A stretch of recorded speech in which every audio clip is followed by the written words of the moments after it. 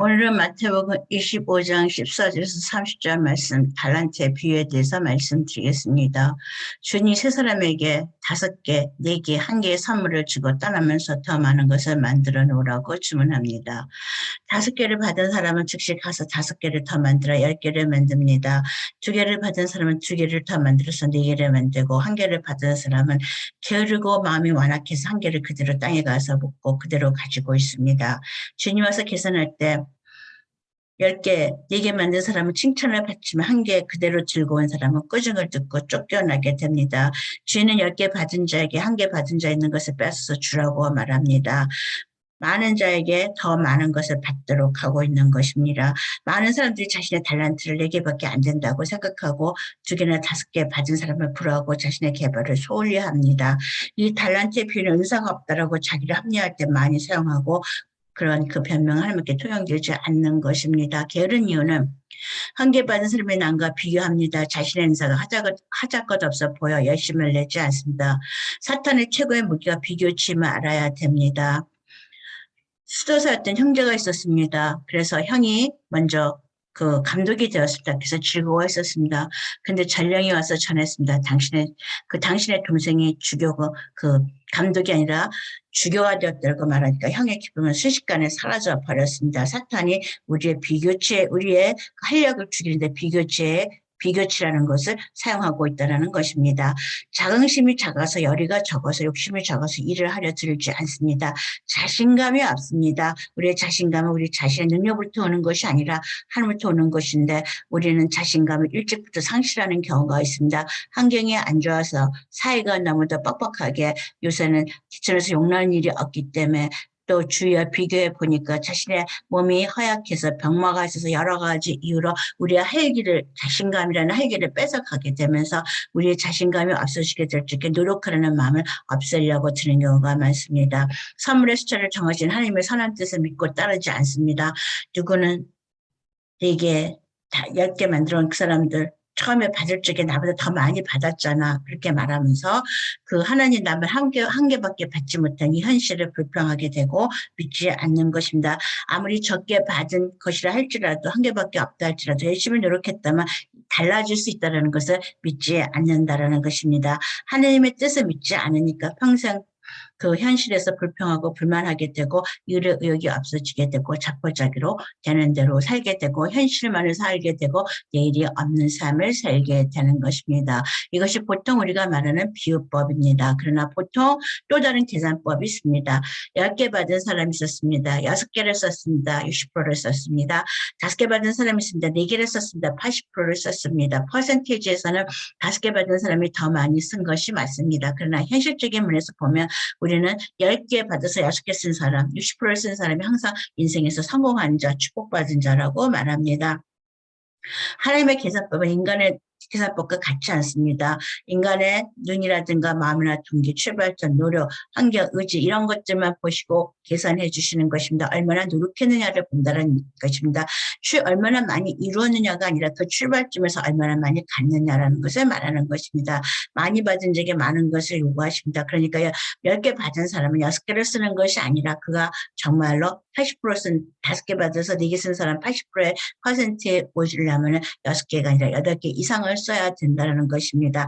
근데 덜 노력했다는 것이죠. 우리는 적은 것을 하나님께서 많이 받은 적에 많은 것을 요구하고 적게 받은 적에 적은 것을 요구한다는 그 사실은 보지 않습니다. 우리는 보는 것으로 계산하고 불평하고 또 노력도 덜 하게 되는 것입니다. 하나님의 계산법이 인간의 계산법과 틀립니다. 가난한 사역자가 있었습니다. 이름 없는 사역자였습니다. 20살이 넘어서 예수를 믿게 되었고 가족을 예수님 앞으로 인도했었고 부모님을 예수님을 믿게 하고 신앙생활을 하게 되었습니다. 그 부모님이 찾아갔던 그 교회가 커다란 교회였었고 부모님은 거기서 집사로서 열심히 봉사하게 되었습니다. 이 가난한 사역자는 영어도 그렇게 잘할 수 있는 것이 아니었고 20살이 넘어서 시작했으니 신학교를 나왔지만 그렇게 영어도 잘하지 않았고 그래도 조그만 교회에서 봉사하고 살았지만 그는 완전히 풀타임을 일했었고 파트타임을 일하고 또 직장도 잡고 생활해야 됐었습니다. 그렇게 신앙생활을 하던 어느 날 봤습니다. 자신의 부모님이 다니는 교회에 그 목사님의 아들이 자기가 같은 또래 동료 나이라는 것을 알게 되었고 또 같은 종류의 신학교, 같이 신학교를 나왔다는 것도 알게 되었고 학위도 같다라는 것을 알게 되었습니다. 그리고 그는 비교하기 시작했습니다. 누구는 목사님의 아들이어서 시작부터 영어부 목사가 되고 또 그리고 그는 얼마 안 있어서 한국의 커다란 교회 영어부 목사로 가게 되었습니다. 그래서 풀타임 사역을 하게 되고 또 유명한 목사님의 딸과 결혼을 하고 정말 잘 나가는 사역을 하게 되었던 것입니다. 정말로 세상에서 말하는 금수저, 흙수저를 비교한다면 그는 기독교 교계에서의 금수저였던 것입니다. 그리고 자신의 부모님은 그 잘 나가는 부모님, 그 목사님이 계시는 교회, 그리고 그 커다란 목사는 그 목사님과 아들 있는 교회에 이름 없는 집사님으로서 봉사했었고, 자신은 그 부모의 새벽 기도를 위해서 운전을 해서 데리고 가면서 아침에 들어갔다 올 적마다 그는 현실을 비교하게 되었습니다.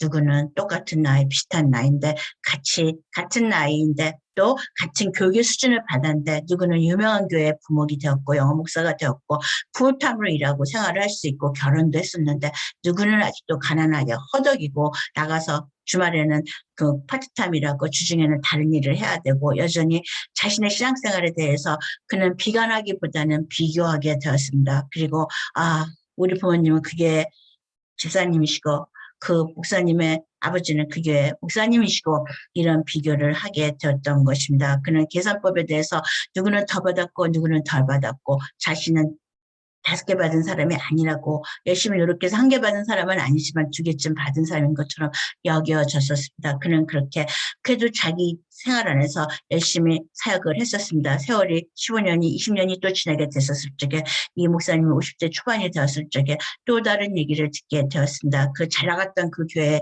목사님의 아들이 이혼을 하시게 되었습니다. 가정사역으로 가정의 문제로 이혼을 하게 되시고 또 그 다음에는 목회를 그만두게 되고 또 선생이 되어서 그래서 하이스쿨 지처를 한다는 얘기를 듣게 되었습니다. 그래도 그는 또다시 또 자기 사역을 하다 어느 세미나에서 만나게 되었습니다. 그 이름 없는 사역자는 조그만 교회 사역을 하면서 그래도 열심히 사역해서 그 세미나에 강사로 가게 됐고 자신의 부모님이 달렸던 자신을 비교했던 그 목사님은 그 세미나에 들으러 온 사람이 되었었습니다. 그리고 그는 그때 되돌아오면서 그 저녁에 깨달았습니다. 그 사람은 10개 받아서 6개 쓴 사람이구나. 60%를 썼구나. 자신은 5개 받아서 4개를 썼구나. 80%를 쓴 사람이구나. 퍼센티지로 볼 것 같으면 그 목사님이 여전히 세상에서는 많이 성공한 사역자가 되었을 것입니다. 그러나 자신은 이름 없는 사역자고 말할 수 없이 봉사했었지만 자신은 4개 받아서 5개 받아서 4개를 다 쓴 80%의 퍼센티지로 계산되는 것이라는 것을 알게 되었습니다. 하나님과 세상의 계산법이 다르다라는 것을 그는 그날 배우게 되었습니다. 부잣집에는 금그릇도 있고 은그릇도 있고 질그릇이 있는데 내가 질그릇이라고 해서 금그릇이나 은그릇을 부러워할 이유는 절대 없다라는 것입니다. 금그릇이나 은그릇이나 질그릇도 깨끗이 닦여져 있잖아요. 하나님은 쓰실 수가 없는 것입니다. 깨끗이 닦여져 있다면 금그릇은 금그릇대로 은그릇은 은그릇대로 질그릇은 질그릇대로 자기 용도에 맞춰서 쓰여지게 된다는 것입니다. 그리스도의 용도 때문에 자신의 인생을 비관할 필요가 없다는 것이다. 그는 오랫동안 자신의 마음속에 남아있던 달란트의 비유에 대해서 그때서야 대답을 얻게 되었습니다. 하나님의 법은 많이 받은 것을 말하는 게 아니라 얼마나 하나님께 드렸는지 퍼센티지로 계산한다는 것을 배우게 되었습니다. 우리 모두가 신앙생활을 하면서 비교하게 됩니다. 그것은 비관하기 위해서도 아니고 산망하기 위해서도 아니고 절망을 하기 위해서도 아니고 인간이 갖고 있는 사탄의 무기였던 본능의 지혜의 결과입니다. 그러나 비교한다고 해서 달란트의 비유를 하든 세상의 비유를 하든 절망할 필요가 없는 것은 하나님은 더 많이 받은 적에 더 많은 것을 요구하고 적게 받은 적에 적은 것을 요구하니까 자기의 능력과 최소한으로 깨끗이 쓰여진 비워진 깨끗이 닦여진 그릇이 되어서 쓸 수 있도록 준비되어지는 것, 그리고 하나님의 계산법과 인간의 세상의 계산법이 다르다는 사실을 기억하고 헌신하는 것이 우리의 삶의 전부인 것을 깨달았습니다. 감사합니다.